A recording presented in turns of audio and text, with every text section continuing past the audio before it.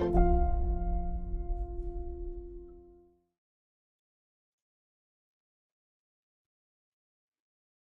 my name is Paul Lanzillotti, and I'm going to be your host today. Sorry about the delay in getting things started here, some technical issues, but today, to make it worth your time, we're going to go over how to write the HBS Tell Us Anything Under the Sun essay, right? Leaves the door open for a lot of possibilities. So let's see, we're going to go through basically three different areas on the agenda today. The first is understanding a little bit what Harvard looks for, the admissions committee. Um, the second is what I hope to be an in-depth uh, analysis and kind of a framework for telling your story and what stories are appropriate. And then, of course, I'll take some of your questions at the end. Um, a little bit more about me. I've been doing admissions consulting probably for about the last, oh God, probably 15 years now at this point. So I've helped many a kind soul get into HBS and other schools as well. So this is where my experience comes predominantly from that. All right. Now, who are they looking for? Who is they? HBS, the admissions committee. Who do they want? What kind of butts do they want in the seats at Harvard Business School, right? Um, now they do have this mission to educate leaders who make a difference in the world, and we've all seen things like this, right? Um, so that's kind of the cursory, I would say, veneer that you see when you go to many of these schools. They're looking for these ambitious young leaders and they want people who will change the world, right? But I think out of all the schools, all the MBA programs out there that are the most serious about looking for people who will actually do that, I believe that at Harvard and also at Stanford, those two individuals, those two schools are the most serious about it. So that has implications for your goals, and we'll get into that a little later. But they don't want these kind of small town goals. They want something that's really, really ambitious. You want to change your part of the world, your industry, the entire world, the entire universe, things like that. Right. So, and I'm jumping the gun, but they they're fixated more on the long term implications of what you want to do, and not so much all the nuances of your short term goals. Anyway, but I digress. All right.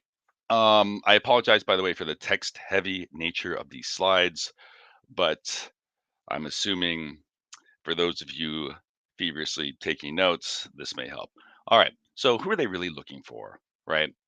Now, they want to know that, okay, Harvard straight up, and although it sounds cliche, I will explain it so it doesn't. They're looking for the best and the brightest young leaders out there. Right. And they're really, really emphasizing that. And what I've seen Harvard switch to over the last, I don't know, 4 or 5 years, in my personal opinion, right, is that they want people who can roll up their sleeves, who have rolled up their sleeves, demonstrated their leadership, and really kind of gotten into the weeds of things. So um, it's a little like, I'll give you an example of what I mean. So, and I'm probably going to use a lot of examples from clients in the past who have been from India or South Asia, but before, you could go to certain companies, traditional feeder companies for HBS, Harvard, and as long as you were from those companies and your boss wrote a very nice record recommendation, you'd be able to kind of write your ticket, get in. But what I've seen recently at the McKinsey's, Bain, BCGs of India is that if you haven't done an appropriate secondment or externship, right? If you never get that really blood and guts, roll up the sleeves experience, you're much less likely than you were years ago to get in. The other trend I'm seeing with companies like Oyo or Urban Company, which used to be called Urban Clap, um, they're looking for individuals who have rolled out of traditional companies. I'm just going to pick on McKinsey, Bain, BCG, India, and gone and worked for these really cool and unicorns, startups, and had an impact in that environment. So that it's shifting. There'll always be room, for one or two people from these top consulting companies, but really pick the less traveled path. push yourself to kind of get beyond just the name, right? There'll always be room for people from Sequoia, India, and some of these other fine and prestigious organizations. But if for everyone else, pick the entrepreneurial path that really push yourself. That's ultimately what it's saying to Harvard. Now, anyway, so here's the other thing too. I have a point here. Grades don't matter as much as a GMAT and work experience. HBS is a place where, based on my personal experience, they will accept. Listen, you don't want to test this theory too much, even though I do believe it's absolutely true based on not just anecdotal evidence, but what I've seen over the years. Harvard does not give a crap if you have a 690. Um, if they like you, they like you. You could probably have a lower GMAT or GPA than what the average is. And if Harvard likes you, they kind of have this what would I call it, swagger. They're just going to accept you if they like you, if you're compelling. So they don't manage things as much as maybe some other business schools with respect to the average GMAT, GRE, GPA. They just, if they like you, they like you, and that's what I respect about Harvard. To be honest with you, I mean, I'm sure there's 100 things, but that in and of itself. So when I just know that they're not, so somebody else has a score 10 points higher than yours. Don't fret over that. All right, that whole level of competition in that regard is kind of sailed. Those days are over. So the other thing at the bottom of this slide is that your letters of recommendation really, really do matter at HBS. And you may think, well, Paul, don't letters of recommendation matter at all schools? And yes, yes, they do. But Harvard, if you can get that interview, I mean, before you get the interview, they're really going over everything with a fine tooth comb, right? And now you may think all admissions committees do that, but these folks, by the time you get the interview, they know everything about you. They're not just kind of skimming. It really is remarkable how much homework individuals like Miss Sarah Lucas on the admissions team goes through, and seemingly a little bit how frightening, I mean, in a jokingly good way, she would know about you, your company, your industry, and even the neighborhood you grew up in during the interview. So it can catch the unprepared by surprise. Anyway, all things in good time. So let's move on. Now, the one thing that differentiates Harvard, and I mean this, right? There's a lot of schools out there that I feel in the top 25 that may be undifferentiated. You kind of don't know, you know, this one from that one. They're only a few miles apart. But Harvard, and this is what Harvard says, right? This is from a interview with the old head of admissions, D. Leopold, right? She was there forever. I think she's still working in some capacity at HBS. Chad's kind of taken over the reins. But in this regard, the one thing, things haven't changed, right? The one thing that differentiates Harvard, well, HBS, from any other school out there, and this is what they say, this is what Harvard says repeatedly, is the case method. There's I think they're in that navy blue link that you can barely see on the slide. I think there's a link actually to the article on, archive.org. But in true D. Leopold style, the interviewer asks her in the article, um, you know, how is HBS differentiated from these other programs? And she says something, it was in this article or another interview. She says something like, um, well, I don't know what other people are up to. It kind of this whole, we don't care what other people do. And I think that's completely representative of, well, maybe her, I don't know her personally, but it's completely representative of how HBS, the admissions committee, thinks. They're really not interested in what anybody else is doing. They do their thing. It's called the case method. And that's it. If it's not for you, it's not for you, right? If you're not for them, rather, you're not for them. So, really, the way Harvard views them, and I think this is actually more bite than bark, right? This is for real, is that they believe this whole case method, this whole intensity that the case method produces in the classroom is the most intense proving ground, testing ground that one would be able to find in a business school environment, right? It's A lot of business schools use the case method. Harvard uses it 100%. Um, and listen, you get the best and the brightest young leaders. Okay, cliche, but bear with me. From around the world, they're all in this, 90-person section at Harvard, and they're battling it out in class. And the case method does not work if you don't show up to class fully prepared, right? Um, and prepping however many hours you are with your learning team before you get in there. If you're not prepared to engage with the people, it will not work, right? So you have all these appropriately aggressive, smart, ambitious people from all over the world with all these different types of approaches and experiences. Think of it like a gladiator arena. I usually say everybody's going in there, swinging their sword around and doing battle, right? In a constructive way. And the professor or the faculty members up there, there's this idea. It's called moral silence at HBS, but basically, without getting too much into it, you know, they're just they're just kind of there to play referee, to guide the conversation and a little bit, maybe in certain directions, but really just to rely on everybody's kind of contributions, experiences, um, code of ethics. And from that whole petri dish, right, from that whole section of people, you will arrive when they're looking at these real world examples or real world scenarios in these case studies. You'll the group will arrive eventually at this optimal outcome, right? So anyway, um, so the bottom line, what do you have to know is that people who Harvard looks for, right? Harvard looks for people rather that will do well in this intense environment, that don't mind being a little pugilistic and mixing it up. And it doesn't mean, there's no such thing as an introvert at Harvard, right? But what it does mean is that Harvard is not exactly a safe space or place in the way that you would think it would be, right? So expect to be made uncomfortable there. You're not going to be coddled, right? There are perhaps more appropriate business schools for that. Expect to be really pushed and made uncomfortable, not in an inappropriate way, I would say, depending on your definition, but in a way that may be slightly painful, but that eventually will force you to grow. And again, this is on this slide. These are all quotes more or less from D. Leopold, the old admissions director. But just know that, what are the implications here? Just know that you want to be able to show that you do well in these rigorous, intense environments throughout your life, right? And they may be intense and rigorous for different reasons at different points in your life.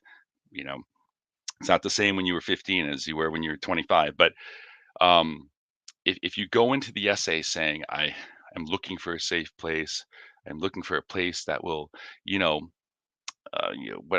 scratch me behind the ears and really kind of handhold me, that doesn't fly at Harvard. I mean, listen, it's not some super aggressive killer be killed learning environment, right? But it's could be pretty close.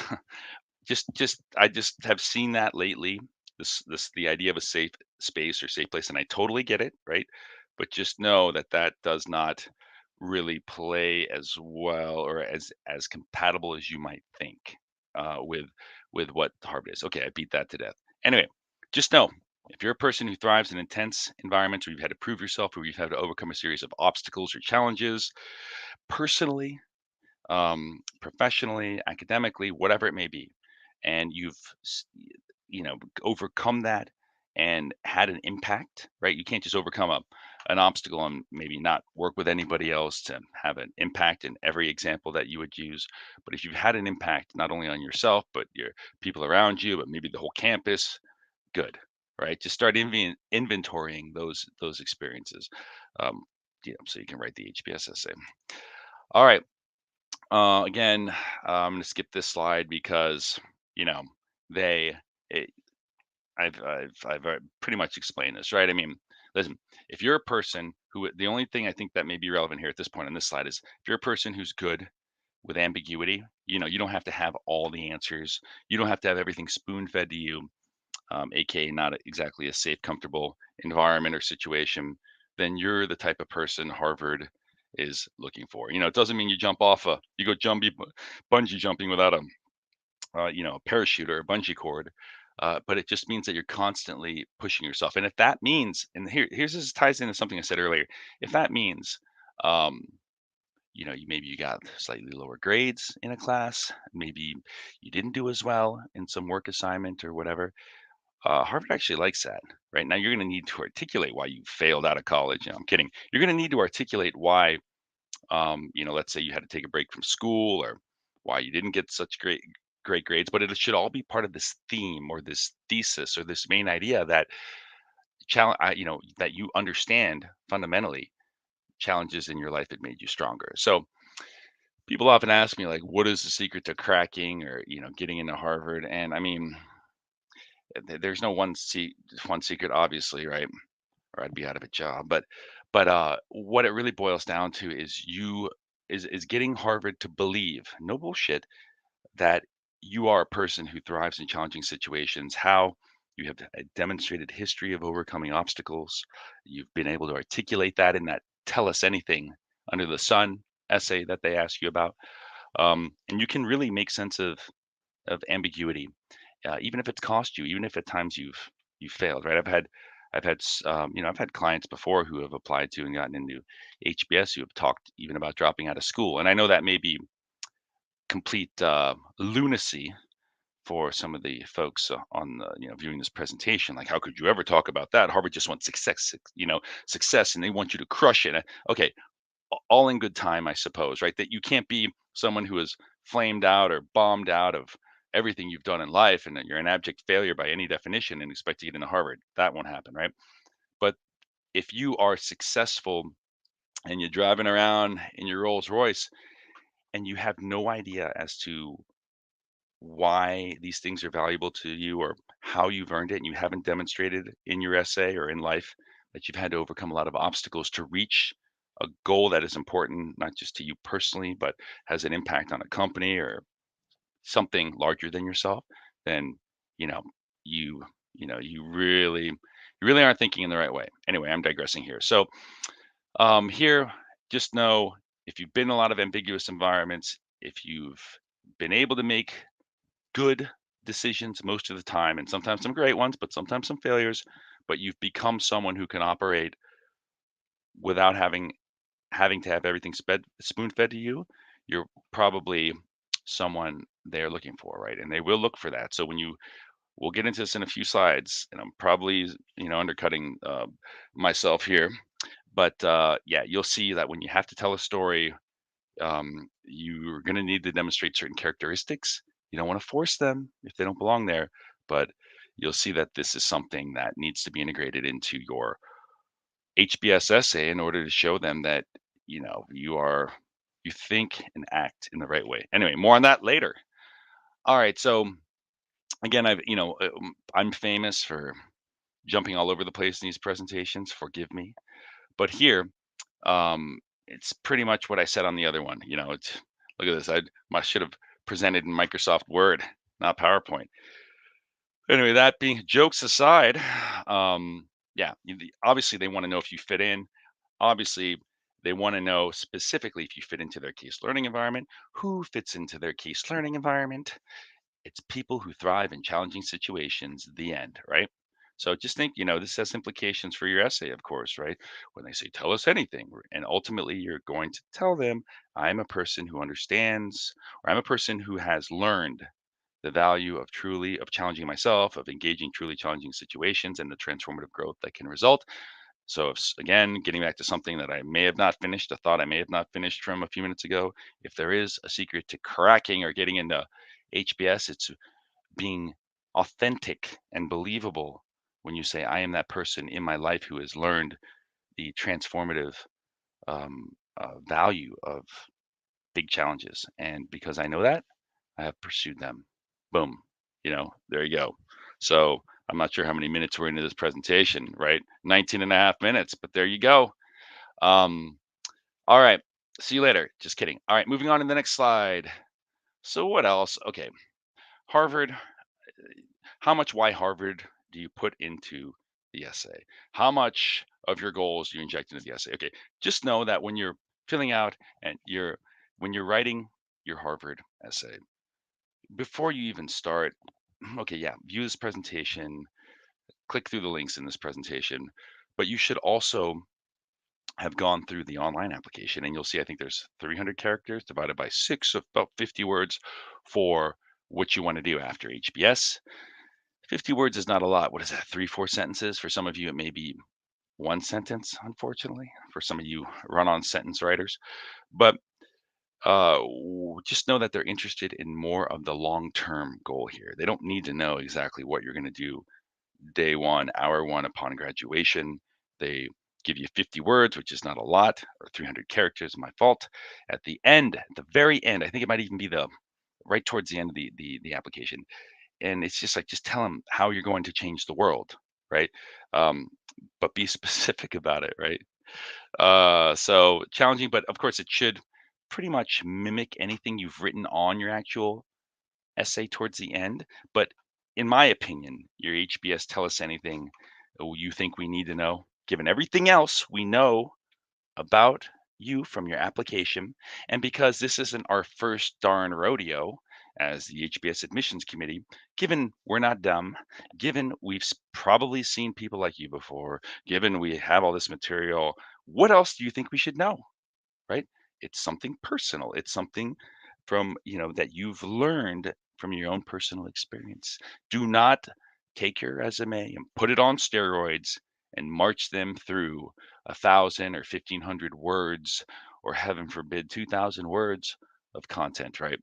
Um, we can get into what's the appropriate length, right? But okay, 1,200 for the 1,250, let's say, upper end. I think, listen, if you were really concise, on point writer, who could really focus the message, you probably get it done in 800, 900 words, right? People always think they have more to say than HBS probably wants to read, to be honest.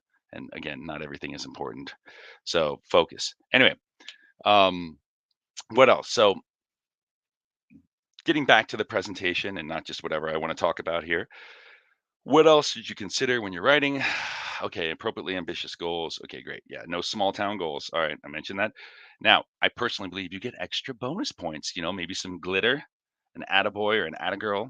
Um, if you can demonstrate the following characteristics, secondary characteristics, I call them, at some point in the story. Again, don't force it, for crying out loud. But and some of these may seem obvious, but and they will seem even more obvious when we go through a framework for writing in a few slides. But you really need to be able to take what's going on around you, listen, and respond appropriately, right? You're not born knowing all the answers. You're not born, um, being Buddha. No disrespect towards Buddha or anybody else who is a fan, but you don't have to come across as the all-knowing 8-year-old, right? The enlightened one. You have to take things in from your environment, make decisions, and they don't always have to be the best decisions because we're going to tell them a story in this essay. At least for my framework, that will tell them how you evolved. The whole point, by the way, when you tell a story, is to tell a story, is to show the evolution of you, not just to all of a sudden. I call it like a magic hat approach. You reach your hand in there and you pull out a rabbit and you're like, ta-da! You have to tell Harvard, using this simplistic example, you have to tell them about how the rabbit got in there, right? You have to tell them what the magic trick is, not just say, all of a sudden I found enlightenment and that was in we lived happily ever after. It does not work. Demonstrates no introspection. They have no idea. They're trying to, they want you to let them, HBS, into your circle of trust. How do you think? How do you act? Very intimately, right? They can see all of your accomplishments. They know you're a cool guy or gal. They know you have a, you know, n- nice red convertible in the garage. Like they get it. You're successful. You're cool, right? Um, but do you know yourself, right? And once you articulate that, if you articulate the right message, they're going to think, oh wow, this fine gentleman or lady would fit right into our rigorous case method environment. Okay, um, here, other things that should be integrated in the story if they are appropriate. Ability to listen to others, respond effectively. Like I said, think on your feet. Um, good, or demonstrate you've gotten a lot better, or you've gotten quite adept with figuring out the gray areas. Ability to push back against the status quo, and based on your personal values and beliefs. Now, again, don't force it. It has to come naturally. You start to force it. Here's the thing, everyone. Harvard can smell bullshit, HBS, from, I won't even say kilometers or miles away. They're just so over it, right? I think Stanford actually gives advice like we've often found that applicants can do more with less, right? Just don't try to sound smart or write smart. Just be authentic when you write these things. I mean, D. Leopold said, "Don't overwrite, overthink, over something." She was a seemed to be a very straight shooter, but don't bullshit these people, right? You may think, you may read all the essays you can find online. Like, oh, these are so amazing. You gotta, dude. Listen, you don't know the background of those people who wrote those essays, right? So you cannot judge on those essays alone. They may seem good to you, but if you try to reverse engineer the logic of an essay, you're going to end up with something that sounds like complete bullshit, right? And yeah, they know all the gimmicks. HBS knows all the gimmicks. They've seen it all before. Anything you can think of, I swear to you, anything you can think of, some writing technique. It was a dark and stormy night. I want that hook. I always hear, I want that hook. The hook is being clear. The hook is clearly defining what it is you want to tell them in the essay up front. Don't make it a murder mystery where finally they figure out what it is you're all about in the last paragraph. They don't have the patience. They don't have the time. It's such a poor tactic when you're writing for a very tired, almost cynical reader on the HBS admissions committee. Why? Because everybody else who came before you screwed it up for you. They wrote all these cliches. Don't fall into that trap. Anything you can think of has already been done. It's probably been done better. And that person still didn't get in. So be authentic, follow this presentation, and that gives you your best shot, right? All right. So let's move on. Um, okay. So what's okay? Again, and look at me getting way ahead of myself. It's like I'm from the future. What is a good story for HBS? Here, good stories are never complicated. Good stories don't sound smart. They don't use big words, long sentences. They're not overly complicated, right? You must remember it's not about necessarily what you want to say, even though it is.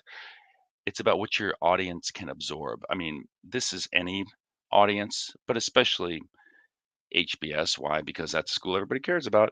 But you just when you start writing, don't take a big steaming pile of a mess on paper. You start with your main point, outline. I used to never believe in outlining, if you can believe that. Get all the paragraphs down. The first sentence of every paragraph should be what that paragraph is about. The middle sentences should support that first sentence, which is the thesis sentence, which is the main idea of the paragraph. The last sentence of any paragraph drives home, you know, bada bing, drives home the final thrust, the main point of the paragraph established in the first sentence, right? And if you were to go through and read a good essay, any essay, you would go through and you'd be able to see if you just read the first sentence of every paragraph, you would have a rough table of contents. And that's essentially what readers at a lot of all admissions committees do. They'll read it through once, probably word by painful word, depending on how you write.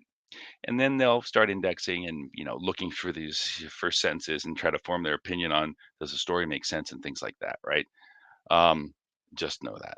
So if you are going through and the reader has no idea what the hell is happening in a paragraph, and I see this all the time because your thesis sentence, the first sentence in every paragraph do not make sense. Like, why do that?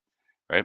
So again, remember your audience, write clearly, be straightforward, don't bullshit. And then later you can out on maybe some bells and whistles and paint the walls pink or purple and not white, whatever.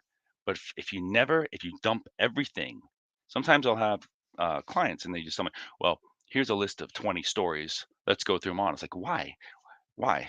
It's like we might as well go through every day that's happened in your life.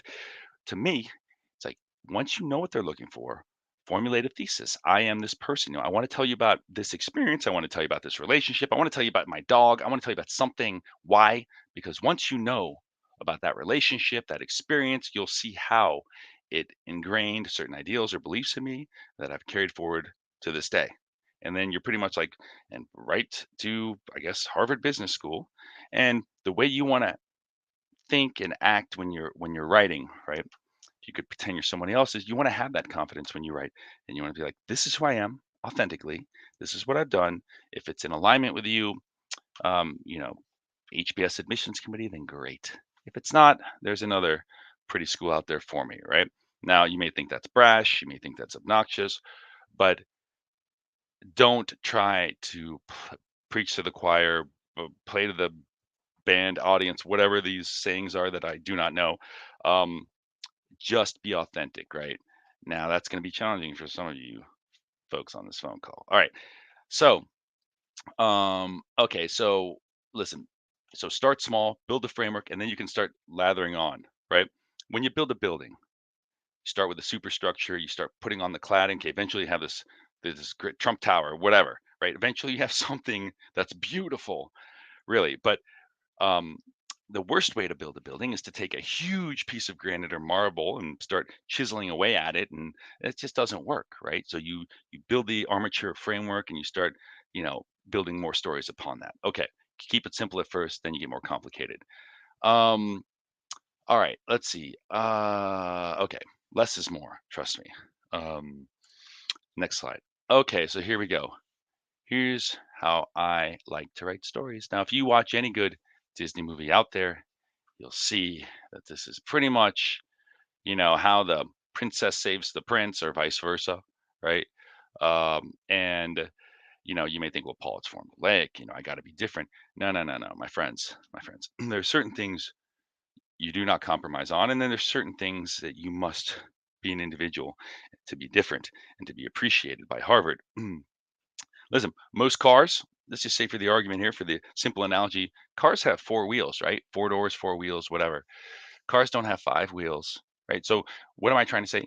A lot of times I'll say, listen, you have to organize your thoughts and to tell a coherent story to be able to get somebody to understand it, right? So that it means, growing and evolving, cultivating these thoughts. And some people have these really strange ideas as to no, I want to start off with it was a dark and stormy night. I want to do this. So listen, maybe we can get to that point later. I doubt it. But if you're not clear in your head up front as to what the flow of ideas is, what happens, where are the gaps, what do you need, what strengths and episodes or actions or thoughts do you need to emphasize in this essay, you're never even going to get there. It's just going to be a jumbling, a jumble of crap and random ideas. So the first thing, always up front, at least when you're trying to outline the story, right, is what is it that you want to say? What is the main idea? What is your thesis statement?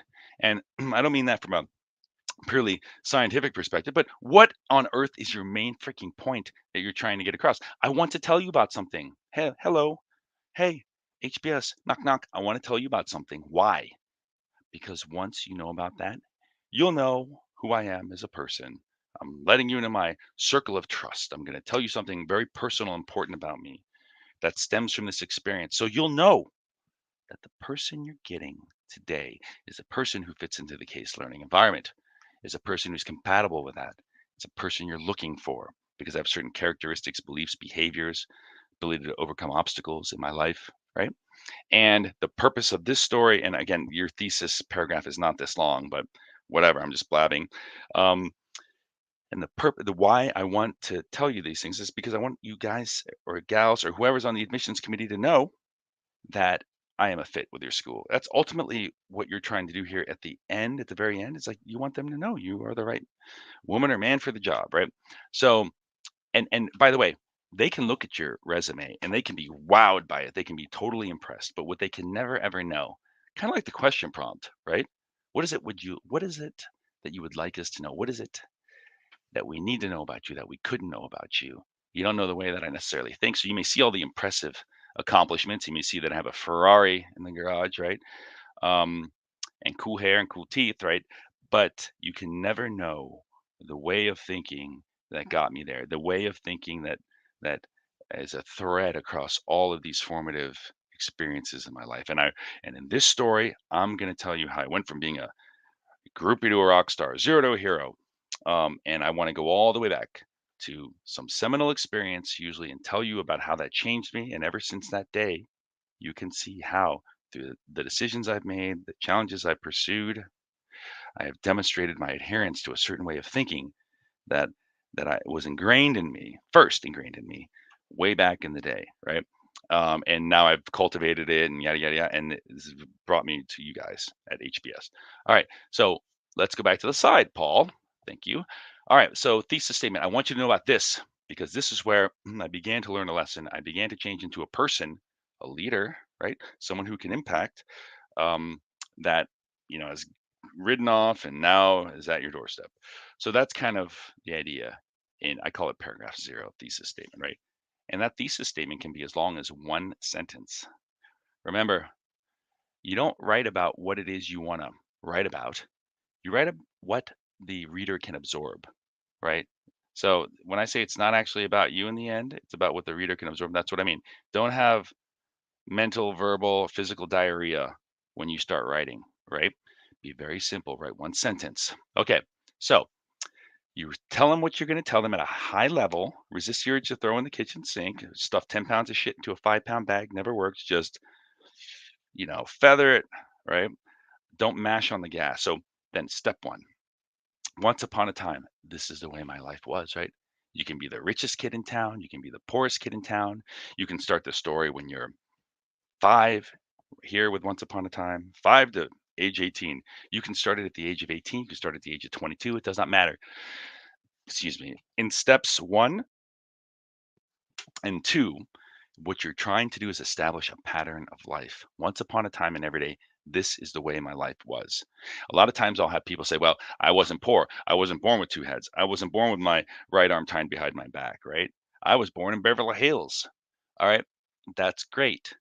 That doesn't matter if you're born rich, doesn't matter if you're born poor, right? You don't have to have suffered immeasurably because you grew up on, whatever, in some country where there's no internet, right? I mean, you're just trying to say this is the way that I was.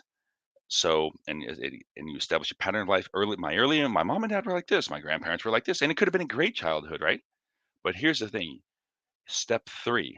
Step 3, until one day something comes or arrives and breaks this pattern. Something comes and, like, bursts your bubble. The little bubble you live in, it could be a bubble of poverty, a bubble of affluence, a bubble of soap, right? Something comes along. Usually it's a venue change. You move to a new country, you go to college, right? Um, okay, yeah, maybe you get a new job where you basically, excuse me, where you basically um, tell them something came and punched me or slapped me across the face like a gut punch, shattered your reality. It burst the bubble, right? And you're like, oh, snap. So life's going great. Great. Life's going shitty. Okay. I guess great. It is what it is until one day, step 3, something comes and snaps that. It's like some moment in time, right? It can be a day, it can be a year, it can be experience, it can be a relationship, it can be 10 people, it can be one person. Just something comes, shatters your steady state existence, right? All right. And that's the purpose, by the way, of steps 1 and 2. You're trying to just establish the basic credibility life was here. You're not trying to tell them what your uncle does on a Tuesday. You're not telling them you have this unique ability to bite your own toenails. Like, you're only telling them things that are relevant. And this is why I say don't take a diarrhea dump on the page when you start to write. You have a 1 sentence, 2 sentence thesis statement. You take a step back. Once upon a time, my life sucked. I grew up in a poor village where whatever, everybody was a dirt farmer. And the only thing was, I like to do was study or yada yada, right? And it was all zero sum and yeah, okay. And every day it was like this. Even when I got to undergrad, I still had this survivalist mentality. I still had this zero sum mentality. I was still a selfish SOB. I was still short sighted, myopic, whatever you want to call it, right? So listen, this whole you could be a perfect kid, you could be whatever, but it's just here what you're trying to say is you're establishing a way of life so that when it's broken, it makes sense in step 3. It makes sense that that would be a real slap to the face. That would be a real shock that would shatter your whole existence. So if you're someone who always had to have the best grades were always emphasized. You were myopic or immature in the way you thought that that's the only thing that mattered even up until perhaps when you graduated from undergrad. That is okay. I will have clients that, "Oh, I look so bad. I look so immature. I'm not that person anymore." No shit. Yeah, that's the point of the story. You kind of dig yourself into a little bit of a grave so that when later in the story you're doing stuff and your thoughts and actions are evolving and you take on this role or you take these challenges and you overcome them, it looks like you're a hero. You went from 6 feet under the ground to 40,000 feet above it, right? But people in their head, they're so used, and this is when I say, like, this is a form of bullshit, the inability to say anything bad about yourself. Now, alternatively, there are people who crucify themselves. No disrespect. I know Christmas is coming. There's there's people who absolutely skewer themselves and like, I was a horrible person, It's like you don't have to do that either. You're just saying this is the way life was, good, bad, ignorant, whatever, and yeah, knowledgeable. And so venue change, environmental change, and it began to change me. So that's until one day something broke this pattern, right? And yeah. So here you go. So and you'll see this in stories. I want you to look at all your favorite fairy tales. Nothing too complicated, right? Um, and nothing like Memento or some of these movies where the timelines are first. But and you'll see this is the way these good, simple stories that are memorable and they're easy to absorb when you're tired, like the HBS admissions reader, um, will take away and easily understand. Okay, so step three, something came along, it completely shattered this environment. Okay, and due to this, I began to dot dot dot or blank, and due to this gut punch, I took a step back and I began to think about what the hell just happened for the first time in my life. Maybe you're the smartest kid in town. You're the hardest working kid in town. You have to be that way because you're poor. You grew up on a dirt farm in Kansas or the UP. And you go and you basically say, okay, I realized the limit. Like I thought I could keep hard charging. I was in charge of something during undergraduate. I took this hard charging, really, you know, b- uh, bloody knuckles approach to disciplining the team, and we flamed out of the tournament. Right? We sucked. Everybody quit. Something happened that was bad. That is what I mean when I say until something came along and broke. So maybe you're the greatest basketball player on earth. Within reason, and you're used to training hard, all that stuff, playing in the rain, getting struck by lightning. Okay. You take that approach to your team when you become the coach during undergraduate or whenever, and everybody hates your guts. You go 0 and 50, first time ever. It's the first time you failed, whatever. That it has to be something that causes you to stop and think, oh man, what the hell just happened? And it doesn't, remember, Rome wasn't built in a day. What I mean by that is something comes along and punches you in the face, and you start to reflect upon it in step four. Due to this, I began to. You sit there, just imagine you sitting there on your bed. Okay, you're done crying, and you sit there and you're like, what just happened? So your thinking is beginning to change. You're becoming much more, you're now, because you just got punched in the face, and you thought you had a plan. Mike Tyson always says everybody has a plan until they get punched in the face, right? And you go through and you're like, what the hell just happened? I am in uncharted waters now. I am just like Mike Tyson, right? And so you would go on and say, okay, you start thinking about it. You have to articulate all this. And this is very difficult for people. It may sound easy for me because this is what I do for a living, but it's very difficult for a lot of people. And a lot of people take a very disingenuous way, but a lot of people really don't know how to start thinking about this. And that's okay. Okay. Just hire me. Just kidding. Maybe not. But the way you sit down and like, what really happened? Right. And you're like, well, Paul, I don't really remember. It was a long time ago. Okay. Okay. That's fine. Let's go through some critical thinking here. But it's like, okay, so let's just take the example of you were a coach, you pressed everybody too hard, everybody quit, the team failed, didn't win a game or a match that year, and for the first time, you humiliated your university, um, and you were an awesome player, not so much as a coach. Okay, so you take a step back, and you may not have all the answers, right? But in the story, it's very important to articulate, like, okay, I realized that the emperor had no clothes. Like the only one who didn't know I was a terrible leader was me. Everybody else did. And so I went to the rest of my team or colleagues or whatever. And it doesn't have to be a sports example, teammates, people that I impacted or affected. And you notice this is a leadership, quote unquote, a leadership example, right? You want to be, you can't be the captain of your own boat. It has to be where there are other people. Maybe there's just a few, maybe there's 100, but it you don't want to tell, a story of where it's just you yourself or me, myself, and Irene, right? So here you go and okay, you're willing to listen. The bullshit has been, the you've been exposed and revealed, and you go and you're ready to listen to the feedback that people have to give you. You're just ready to start. Your thinking is changing, right? So you don't have to immediately march out there and tell fall prostrate on the ground and beg for mercy and all this stuff. No, you're just like, you know what? I thought I had it in the bag. I thought it was awesome. I'm not, and that's pretty apparent at this point to everybody. I feel like I'm the last person to know. Thank you. And you go on and you're like, okay, so I just began to. After you licked your wounds, you go out there and it's very simple, by the way. These stories are not complicated.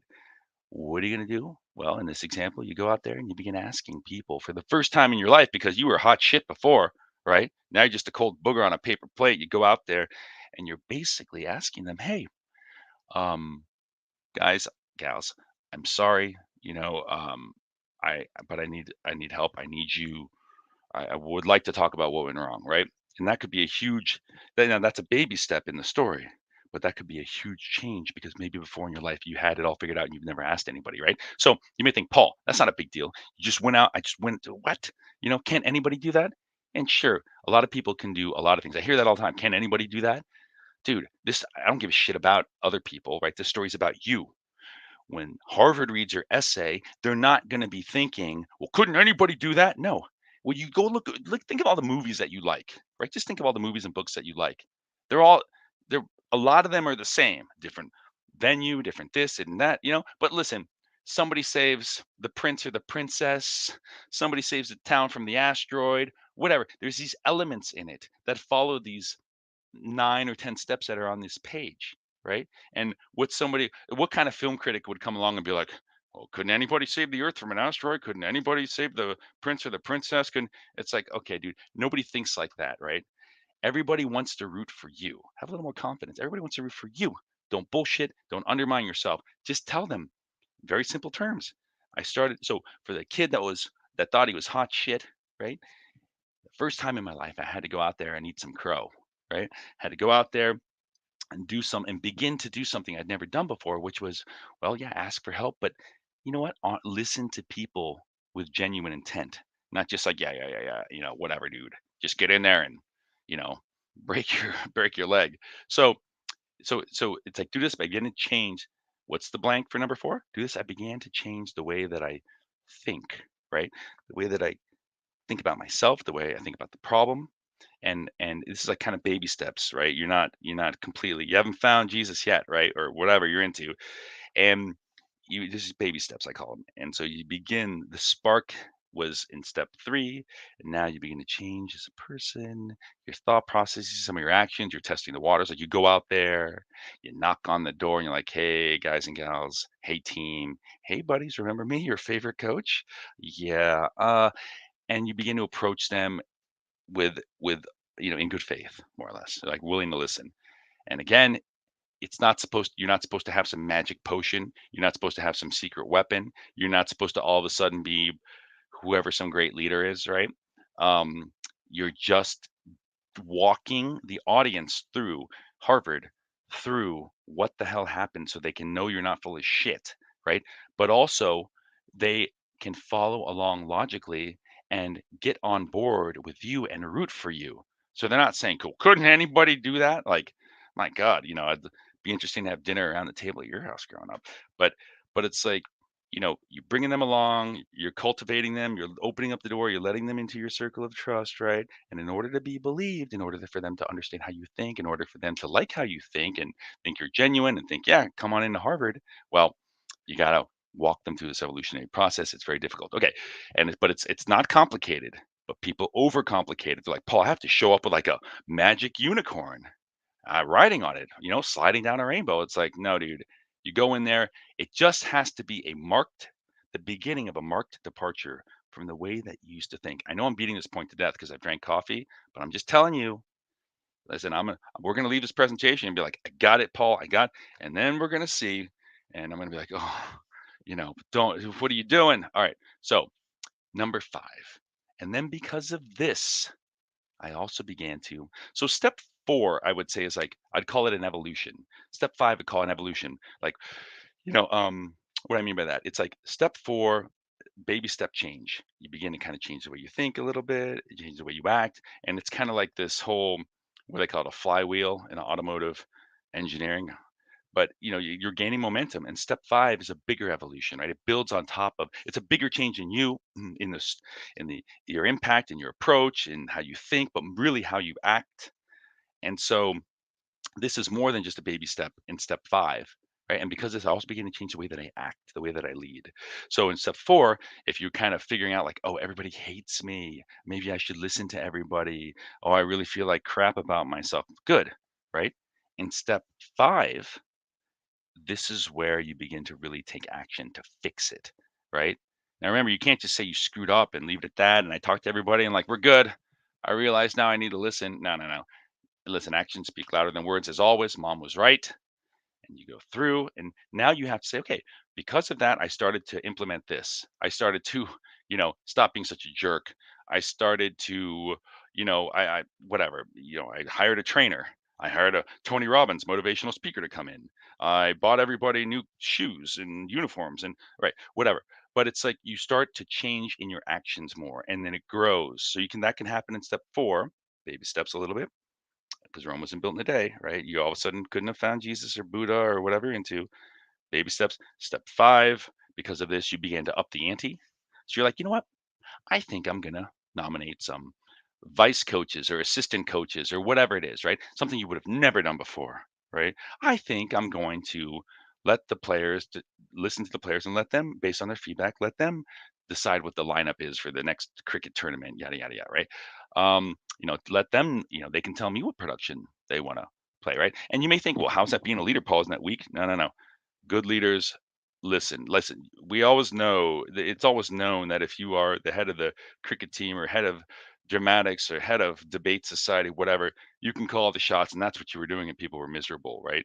So now you're doing something very unnatural. You're taking that feedback, you're acting upon it. So you can make the decisions, but you listen to the will of the people. You let that guide the decisions that you ultimately are still responsible for making, and you help push that. So instead of being an adversary to the rest of your team or group or troop, you are now someone who's like this whole idea of servant leadership without getting into these different types of leaders, right? Don't worry about that. You're just an asset as opposed to a liability to everybody, right? So you're becoming this true leader. Now, again, Paul, who gives a shit?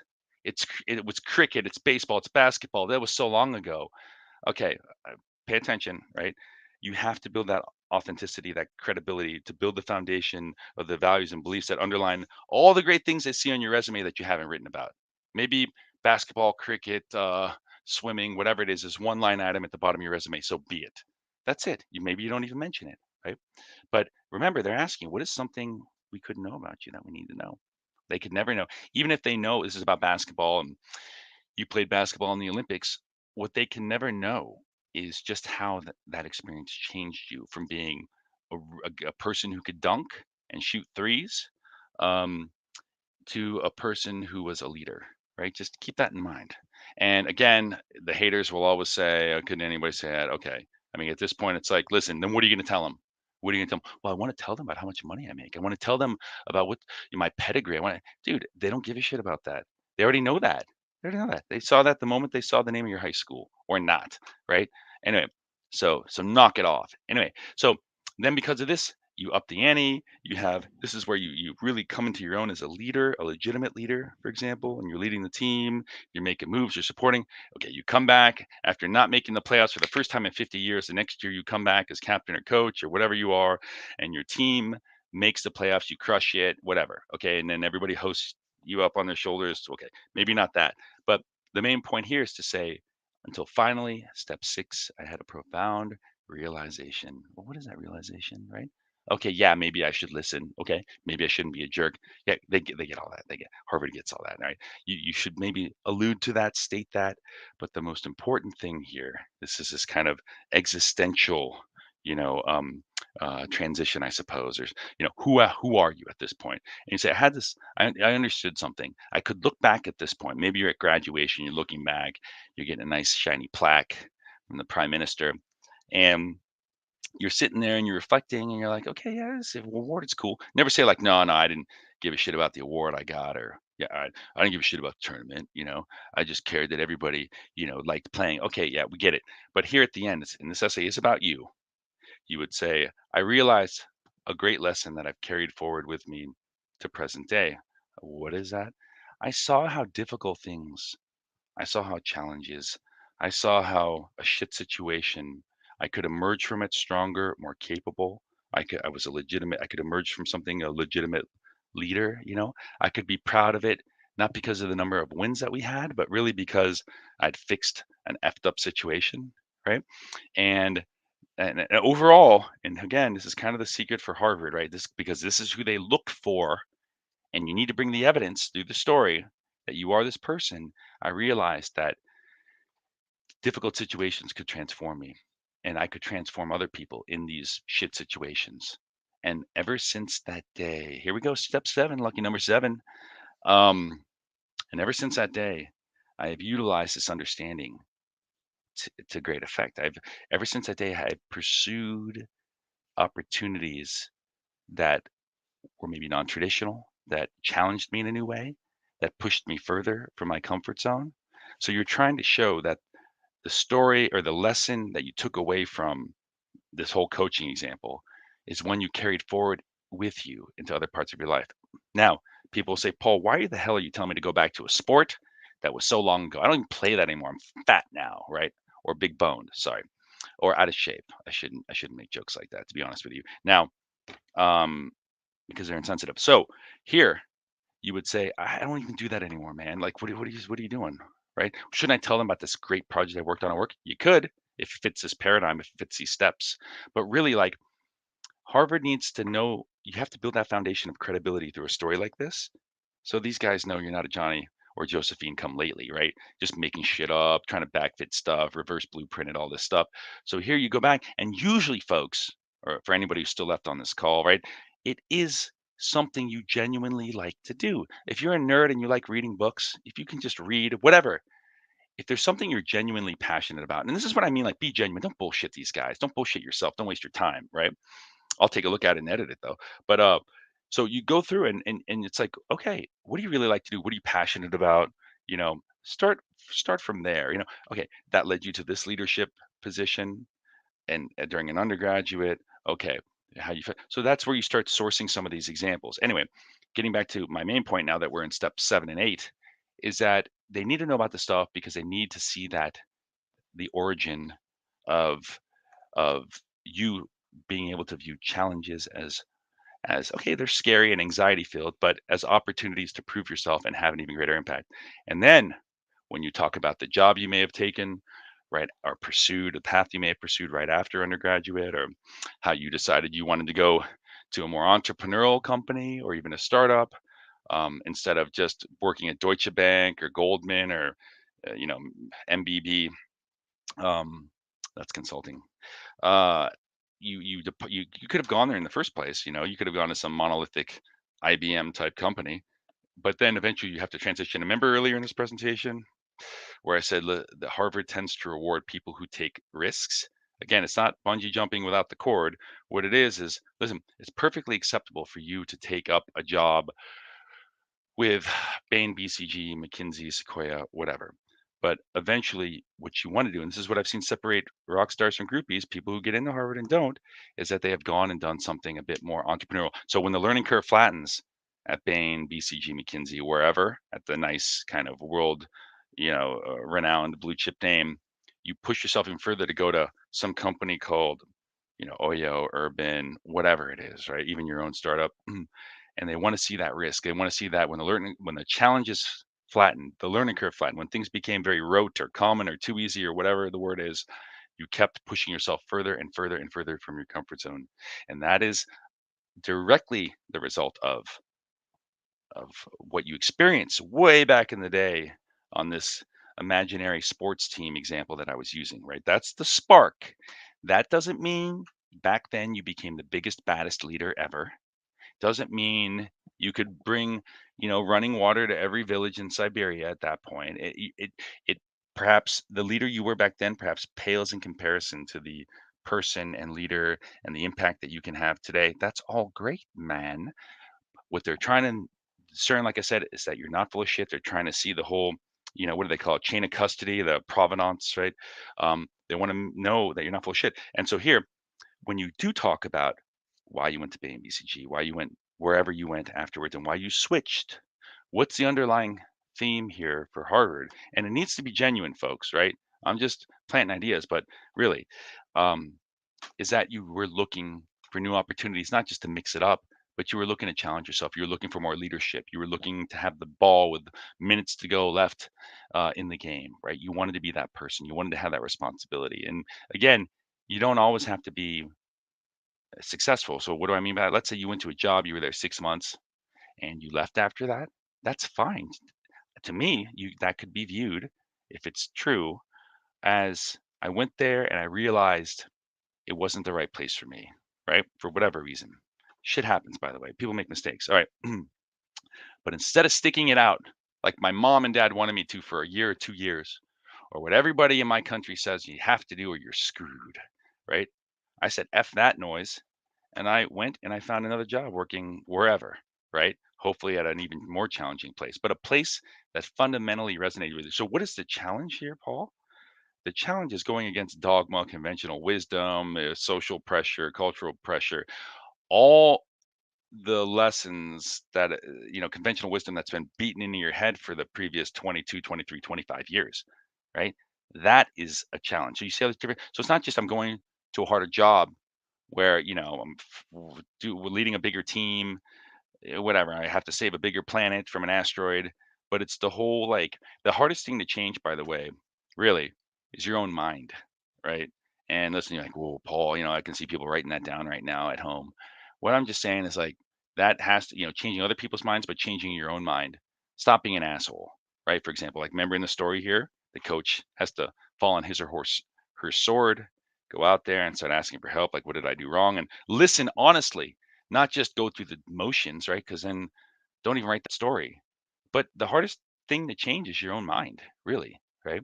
Um, and so anyway, so here, so what's my point? So basically, you're going through and you have to show like it may not be so somebody be like, yeah, so I changed my mind. Yeah, so what? Right. Well, that person doesn't appreciate how hard that is, right? They probably haven't written a story like this. So at the end, if you do run into an example where you went somewhere for a year and you kind of failed and you had to move out of it and all this stuff, well, you know what I'd say? I'd say that's good. That's appropriate. Okay. Now, and it doesn't have to be like, I went from running Yahoo to running Google, right? Google being a harder job, more challenging job. Okay, anyway, so ever since today, I've utilized this lesson to keep pursuing challenges, right? To keep pushing myself, to keep growing and evolving as a result. See these evolutions, right? Um, and and now that I've wherever you're working, maybe you're working for some entrepreneurial company in ed tech. Now I've utilized this lesson, to have an even bigger impact on the world around me, kind of these bigger concentric circles to push into bigger positions of leadership, yada, yada, yada, move closer to the bloody edge. Okay, everything you're pushing yourself, right? Um, and and because of this, I now have the guts or the audacity to think, hey man or woman, I think I can actually I wanna change the world. I wanna bring an iPad to every kid in the Amazon rainforest, right? I wanna lower the barriers to education. I wanna bring 5G, oh, heaven forbid, to, every coconut tree on the island type thing. And so all these kids can access, whatever, Khan Academy. I mean, whatever it is, it's really, I'm serious in the sense that you've done well and you're thinking ahead, a few miles, kilometers ahead. And like and remember this goal has to be challenging. You see what I'm doing here? It's like I look ahead and I believe I am the person who can do that, right? And this is a continuation of kind of this mentality that you have about, challenges make me stronger. I push myself, force myself to grow. I risk it. Sometimes I haven't been successful, but damn it, this is the only this is my kind of bread and butter, this way of thinking. And I've arrived at a point in my career, my life, where I have the audacity, the testicular fortitude, let's say, no disrespect to anybody else here, but to dream or to envision changing the world in this way, right? Based on who I am, based on, yeah, okay, sure, what you do at work, right? You can't say I want to change the nature of rodeo clowns in the circus or something, right? It has nothing to do with the price of tea in China, as they say. But here, what you would go on and you would say, I have the audacity to now dream bigger, bolder, better, yada, yada, yada, right? And realizing that audacious, challenging, super duper challenging goal that I have to bring iPads and 5G to every coconut tree on the island or every island in the South Pacific, um, you would go through and you'd say, listen, that goal, it's rife, or it's just laden. The path to realizing that goal is laden with landmines, laden with um, risk, ambiguity, uncertainty, spooky ghosts, whatever, landmines. And if I am to become the leader capable of realizing that goal, right? Or just a person capable of realizing that goal, I must engage the most rigorous learning environment possible. Holy moly, how did we get here? And that is HBS. Because if it isn't obvious already, based on how I have responded to challenges in my life and how I've grown and evolved and become the young leader that I am today, right? I know that your school offers me the best chance to take the type of leader that I am, put me on steroids, and march me out into the world to be able to reach those goals, right? To be able to haul those iPads into the middle of the jungle, right? Or to a remote island. So, whatever it is you want to do. So, you see how your goal, high level, right? You only need to write a couple sentences about it. And it's a transition, and it has to have the challenge, the DNA of challenges, right? It has to be consistent. This goal, because of where I am, it's challenging. I believe I have the confidence to do it. I just don't have the skills, right? I have some of the skills, I have a foundation. I'm not clueless. And I know HBS can give me those skills. Why? Because of the way you good folks over there at HBS teach. Well, how do you teach? Well, case method, challenging, brings together the smartest, but it's a constant. It's just like a whole proving ground, and whatever. It's like where I'm going to get my face beat in with a bunch of challenges for 2 years. Haha. And listen, I know, because I know myself, that I've always responded well to those types of challenges, those types of environments, as you can see from my essay. Ladies and gentlemen, boys and girls, that is it. That's simply it, right? You don't have to go into a long explanation of all Professor Clay Christensen. They don't want to hear that shit. That doesn't tell them. That tells them you're clueless, by the way. At this point, by the way, in the story, at the end, all you have to do is connect the fact that Harvard teaches this way with the way that you learn, right? To make this thing full circle. Um, and that's it. Don't launch into a whole whatever final chapter where you go into listing all these things you want to get involved in at Harvard. That is completely not the point. And if you do that, not only are you simply telling them things they already know, but more than that, you're telling them that you don't understand the school. So even if you do get the case method in there, they'll be like, this is totally not, you know, it's like you're watching a movie, the hero, saves the prince or the princess, marches off into the sunset, and then they like then the movie continues for another 10 years, and you see that the superhero gets arthritis, and they get these kids that are bad, and they're living in the suburbs, and they'll have the mounds of credit card debt. Nobody wants listen, that may be so, completely irrelevant. So tell them, connect the theme. This is why it's very important to have themes and know what the theme is and follow them. Remember in the beginning of the story, you said, I want to tell you about this one experience in my life or a relationship or whatever the hell, because that was the spark that lit the fire that turned me into the leader I am today. Right. And along the way, you know what I learned? I learned how challenges can make me stronger. So now, fast forward to today, you guys, and this really is true, right? You folks, you good folks at Harvard, they teach in a certain way, they brag. And they always point out that the case method is what differentiates them from any other learning experience on earth, any other organization on earth, right? And they make a lot of money selling these case studies, by the way. But it is like an ATM. But it basically, it's why are they emphasizing that? Why should you take that seriously? Not be like, yeah, yeah, yeah, case method. Okay, yeah, it's like a 10 page piece of paper, and you just like about Southwest Airlines. And no, dude, it is the rigor and intensity of that learning experience. If you can convince them in this essay, you respond well to this. And I know I'm beating a dead horse. Um, then you stand a fighting chance. Despite your crappy 650, right? Despite the fact that you kind of slacked off when you went on exchange that 1 year, right? Despite many things. So just, you'll have a fighting chance. Yeah. Anyway, what else? Okay, so let's see. Slide 9. Okay, a lot of these things here I kind of put on here. So I don't know if people can screenshot this or what. But anyway, I here's the thing. Harvard intentionally makes this prompt very open-ended. So there will be people who say, "Yeah, you don't have to write about that, Paul. You don't have listen, all Paul me knows is what I've seen work consistently, right? This makes sense to me. I'm sure other people have their methods, right? But and remember, there are people who are just going to get in based on pedigree. I mean, I hate to say this, right? But there are some people, the golden boys and girls, always and everything right. They work for the great company, right? They're they're probably good looking. Damn them, right? But okay, there's those people. Then there's everyone else, right? And everyone else would include people who have a 710, 700 GMAT, whatever, right? Kind of scratching down a little bit. Now, how do you beat the golden boys and girls, right? How do you at least are on par with them? Um, how do you end up maybe leapfrogging them? Okay, be clear in it is what you're saying. Be a better writer. Be more introspective, right? Tell the story that you haven't had, like that you've deliberately challenged yourself. So maybe you haven't had as good grades, and I keep bringing this up.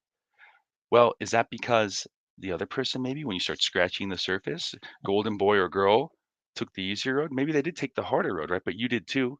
But maybe if you can articulate things a little bit more meaningfully, and that doesn't mean looking for some super duper huge, I led the cultural festival for 4 years and we got the highest foot traffic ever.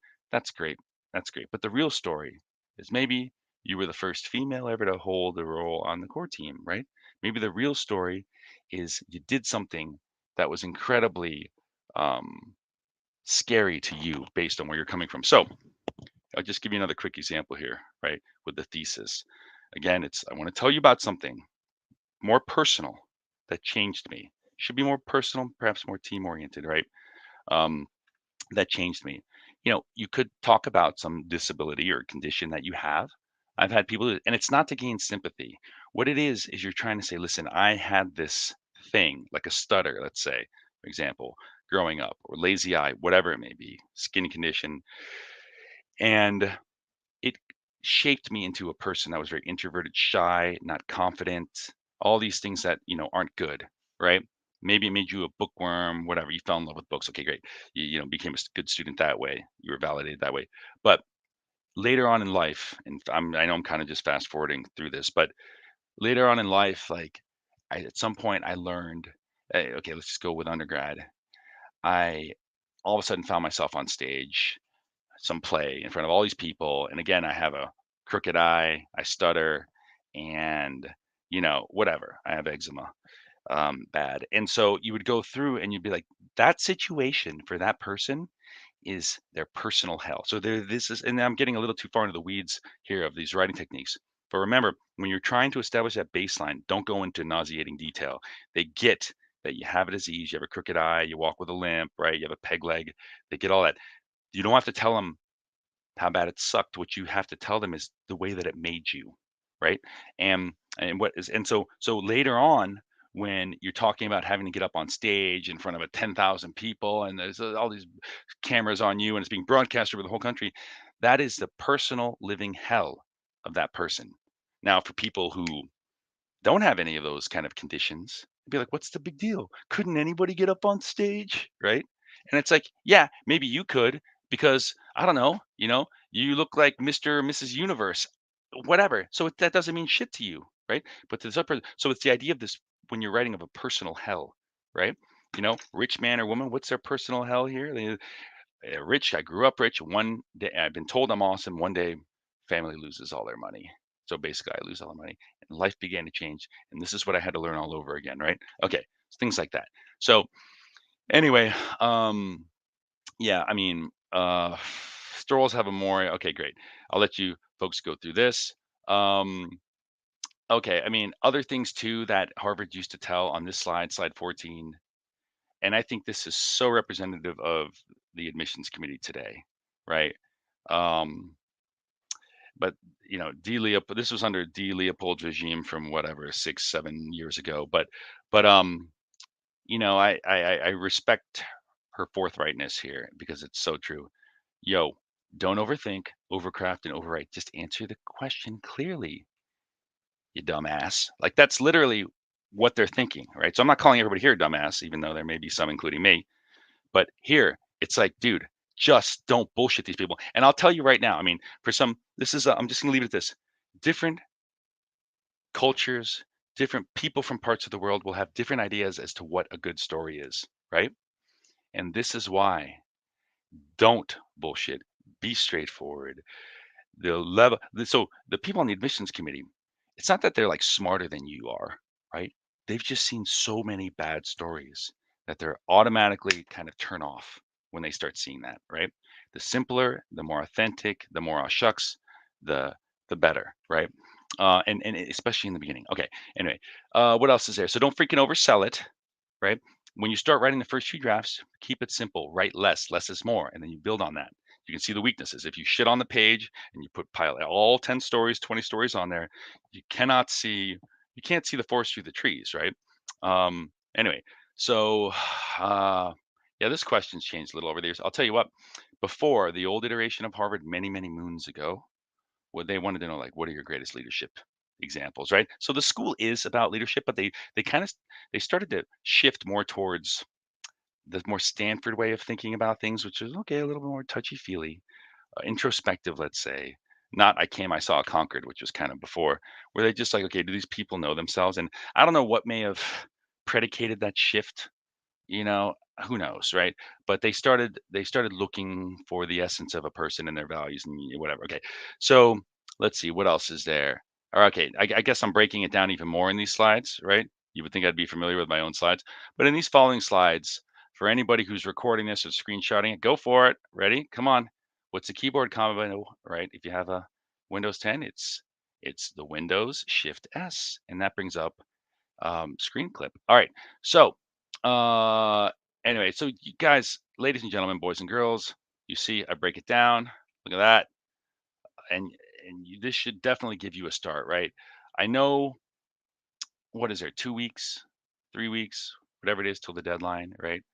But you'll see that you can get it done actually in that amount of time, and you can probably get it done by yourself if you just knock off all the bad habits. And I know many of you will have bought, and I don't mean to pick on Harbis or take food out of the kids' mouths, but like, take that cheddar from them. But stop reading other people's essays for crying out loud. Have an original thought. Like I get everybody in here on this call, including me, has read other people's essays, right? But do not mistake reading that for knowing the logic. And hopefully, this presentation today, you thank me later, gave you some of the rationale behind that. And the other thing too is like, don't get overly creative with your structure, right?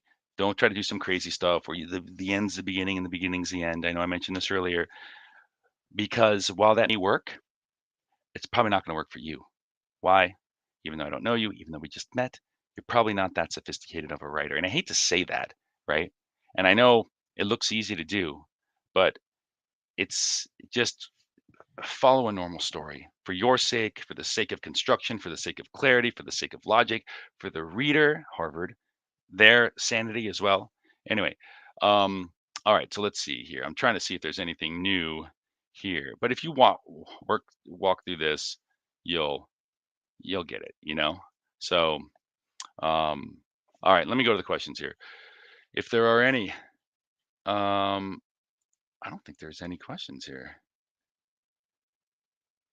Okay, somebody says appreciate the time. You're welcome.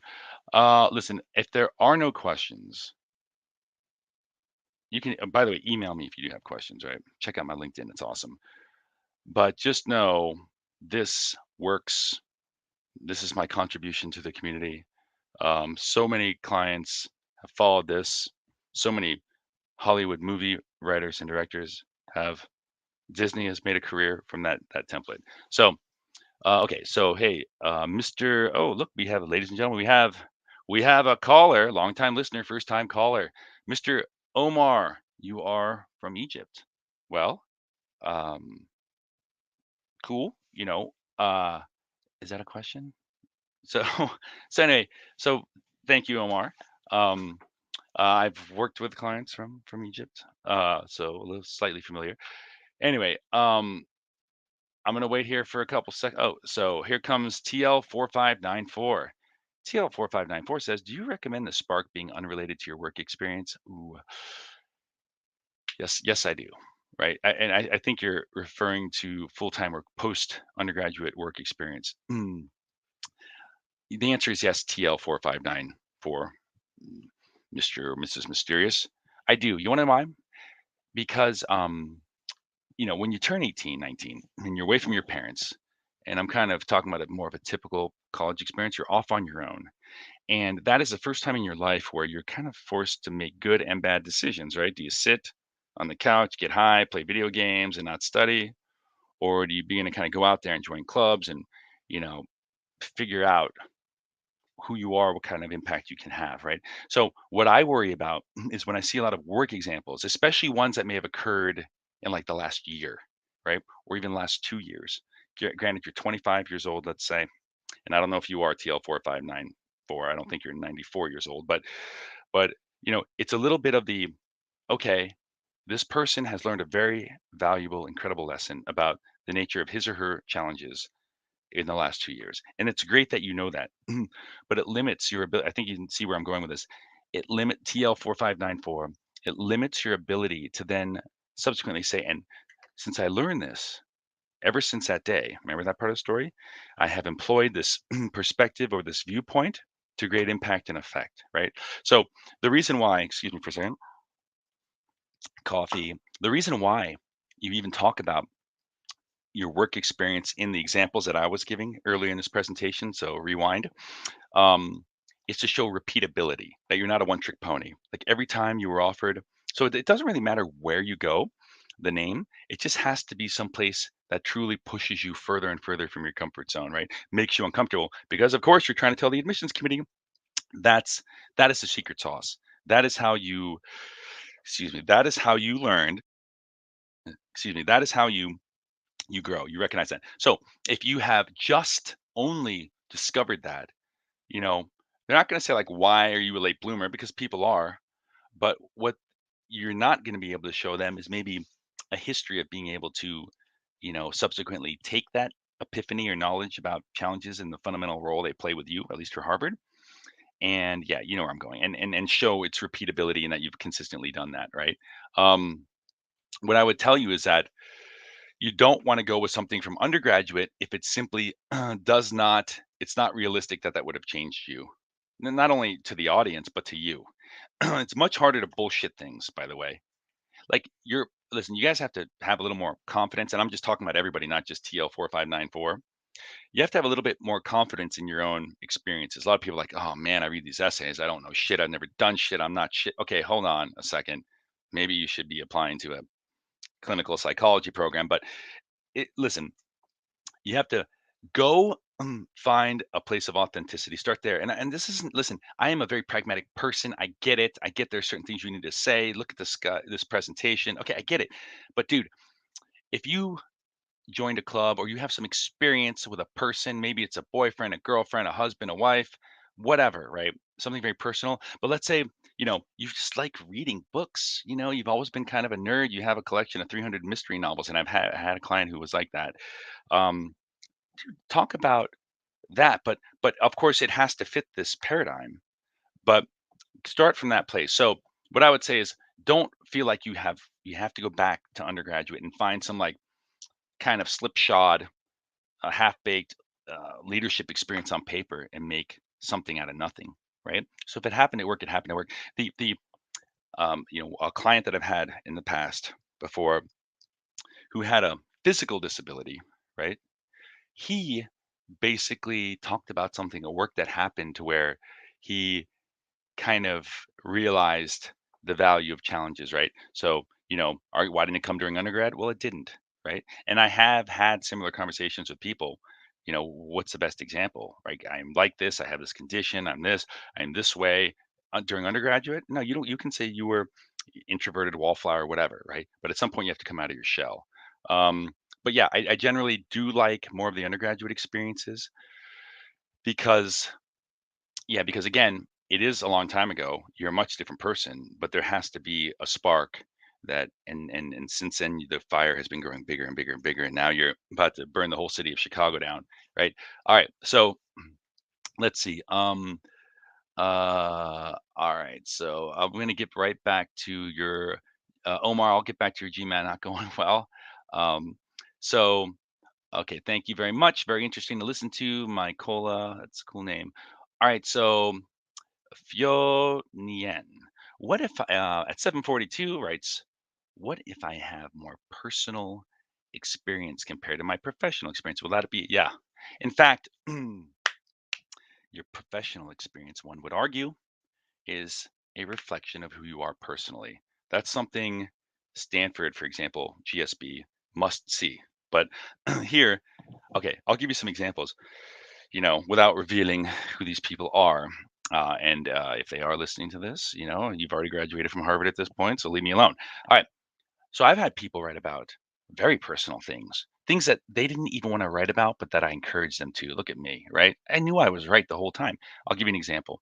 I once had a client, lovely, lovely person, young lady, and she, I started asking her, why did you have such a horrible year grades, early on, partying, whatever? And she's like, no, I had a psycho boyfriend. I'm like, oh, okay. Well, what do you mean? Like, it's just a jerk? No, controlled everything about her, made her miserable, crushed her soul, right? Physically abusive, mentally. I mean, like you click this whole checklist, you pull up a checklist of how he can be abusive, this guy, right? And so, but nobody wants to be the victim. And she said that. She's like, Paul, don't want to be the victim. I'm like, okay, but time out here. This is not an attempt to explain your grades, by the way. So remove that, even though it does. But I was like, you're going to tell me that when you look at the list of things that I say you should have, difficult enough to change you as a person, right? You have the before you, then you have this guy, then you have the, something that where you go through and you kind of redeem yourself or you become a leader, a different person, and then you live happily ever after, right? So what are you gonna write about? The Glee Club, debate society, field hockey. What are you gonna write about? And I'm not mocking any of those things, but I'm just saying it's like, dude, you know, don't fall victim to the whole like I don't want to reveal too much. I don't want to come across as a basket case. And those things are all true. But if something is very personal that affected you, you want to write about it. So how did she write about this? Well, I'll tell you. Excuse me, coughed. How did she write about it? She did not spend a lot of time describing how shitty the relationship was, how cruel this person was, right? Because when you just say like he controlled who I studied with, what I wore, what I ate, what time I was here, whatever. I basically had a leash on me more or less. They get it. The admissions committee gets it.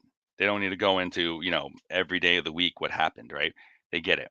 And you explain enough just to establish the point. This is the way life was, and it wasn't good, right?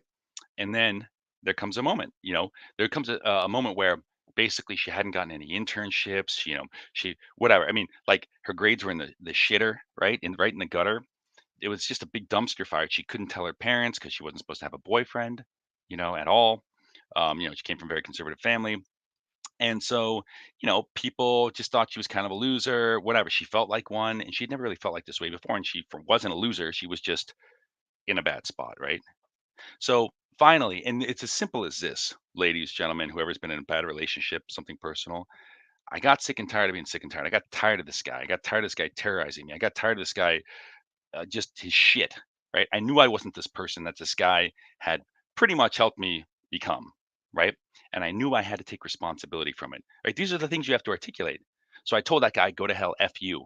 I don't care if you tell my parents on me. I don't care if you tell your friends all these nasty things about me and spread these rumors. I don't care, right?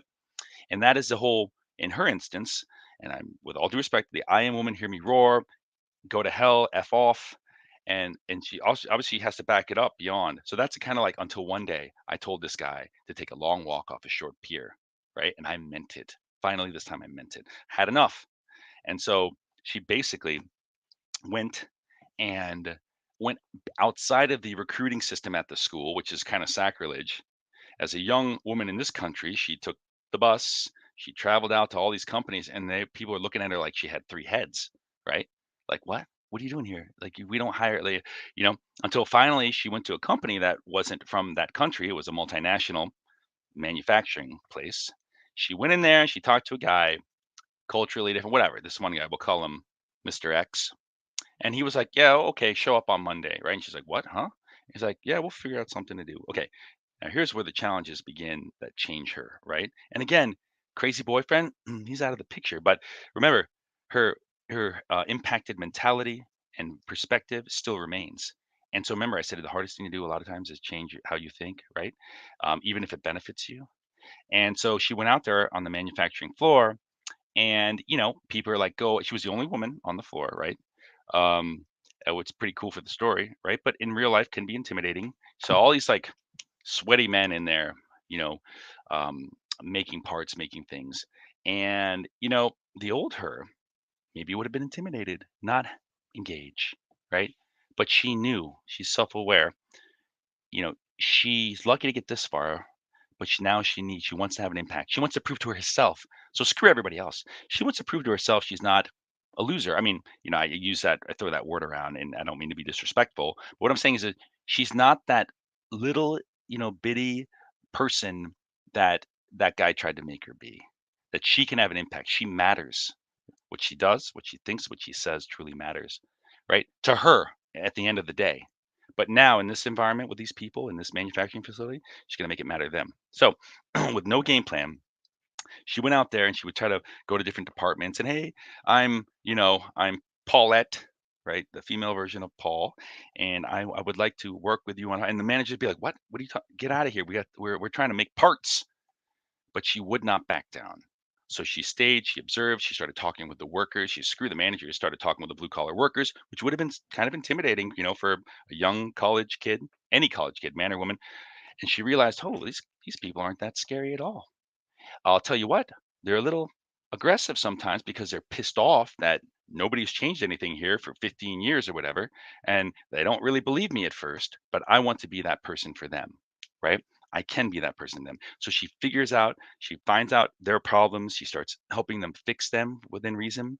Eventually, she makes a big change on the shop floor, reduces, I don't know, changeover times, whatever it is, stock outs, whatever big pain point they had, right? And so by the time 3 months, 4 months is over and she goes back to school, she is a completely changed person in her mind where it matters, right? And she's got you're accountable to yourself at the end. She goes back, lo and behold, who's there? Mr. Personality, right? And he's obviously harassing her. He's got his friends to gang up on her, whatever. It sounds like small town stuff, but it was kind of a little bit that way. But guess what? You know who didn't? So the small town campus environment didn't change. You want to know who did change? She did, right? So let's prove it. Let's prove it. Is she going to succumb to this guy and crumple like a little piece of like an origami swan? Is what I say. No. She going to fold? No. So you can't change the campus culture. Maybe you can't change that jerk or his friends, but you change you. So she was like, "You know what, man? I don't care. I don't even know who you are." Right? Kind of scary thing to do because he came from a wealthy family and all that stuff. But like, she's like, "Listen, leave me alone. I don't care. You guys can say whatever you want about me. I do not care." Right? And she goes on and she starts doing all the things she wants to do because she wants to do them. Not because she's going to get good grades, not because it's going to pad her resume, because she doesn't give a shit anymore. And if something looks interesting to her, she's going to do it. So she's done listening to guys, especially that guy. She's done listening to conventional societal patriarchy and wisdom. She's done even listening to her parents. She respects her parents, loves them, but she already screwed up. They found out about the boyfriend. They're pissed the F off, right? They're not even talking to her. So she goes, I joined, I don't know, debate club, even though I, was always nervous getting on stage, right? Beforehand, I would have never done that, but it had always interested me. I joined this art club over here. I joined the journalism magazine over here.